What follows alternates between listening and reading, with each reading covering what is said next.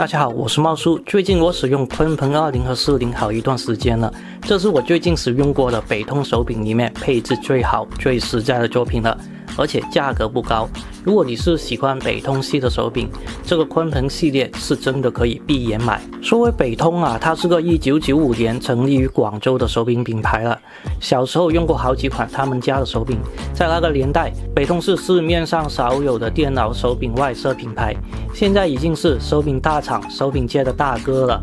我是在广州长大的，就希望每一个广州的手柄品牌都越做越好，多开发创新产品。看回鲲鹏2040系列，两款手柄造型差不多，都是白色主体搭配部分灰色的部件，整体颜值还挺高。部分细节两款略有不同，例如两款正面的刻线部分不一样。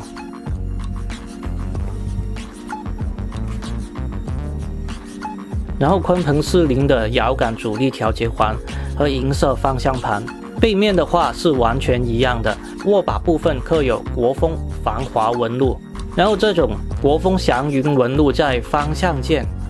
和摇杆里面也有体现，就非常贴合中国神话中鲲鹏在天空翱翔的主题。配置方面，摇杆是北辰自研的 TMR 摇杆，可以说结合了碳膜和霍尔的优点，功耗也低。鲲鹏40比20多了阻力调节环，可以在30克到90克之间调节。鲲鹏20的摇杆力度大概和40的60%的阻力差不多。两款摇杆都有回中算法，永不漂移，不过不会影响 FPS 游戏的实际游戏体验。20和40用的都是圆盘8项十字键，里面用的是开关按键，但调教的取向不一样。40的十字开关比20的要轻一点，斜方向触发更好，有格斗需要的话可以选择40。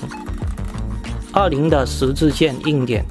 确认度好，不串键， FPS 打要用挺好。ABXY 键用的是微动按键加导电胶，40缓冲手感更软弹，关微动触发很轻，不累手。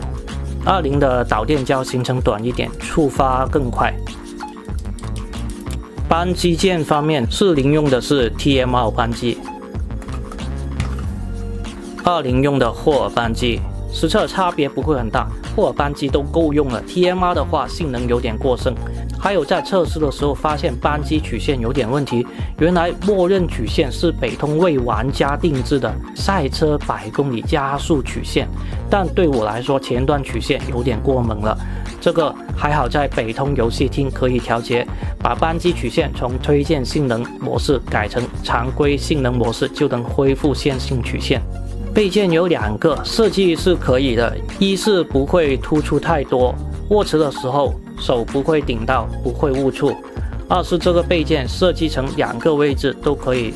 按压触发。这款手柄也是带体感功能的， PC 模式可以映射成左摇杆或者是右摇杆， Switch 模式的话可以支持原生体感游戏。鲲鹏20和40两款手柄的配置算是不错了，特别是20，199的价格给到 TMR 摇杆，机械按键，摇杆素质不错，还可以打 FPS。当然，如果对配置要求更高，可以加100，选升级的摇杆阻力调节环和光微动的鲲鹏40。好了，以上是本期视频的全部内容了，该说的就基本是这些了，谢谢你们收看，我们下期再见。